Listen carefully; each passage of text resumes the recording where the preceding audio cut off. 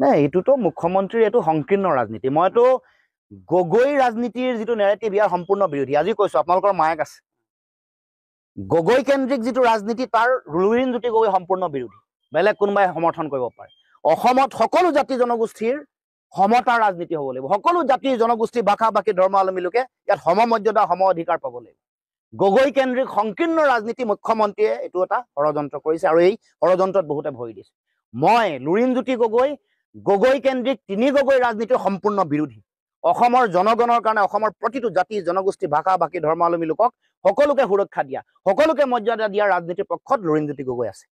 এনেকুৱা ধৰণৰ সংকীৰ্ণ ৰাজনীতিৰ পক্ষত লুৰিণজ্যোতি গগৈ আগতেও নাছিল আজিও নাই আৰু ভৱিষ্যতেও নাথাকে কোনো গগৈ কেন্দ্ৰিক কথা নাই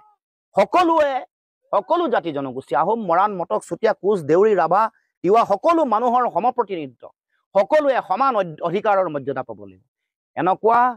গোষ্ঠী কেন্দ্ৰিক সম্প্ৰদায় কেন্দ্ৰিক উপাধি কেন্দ্ৰিক ৰাজনীতিৰ পৰা অসমৰ ৰাইজ দূৰত থাকিব লাগে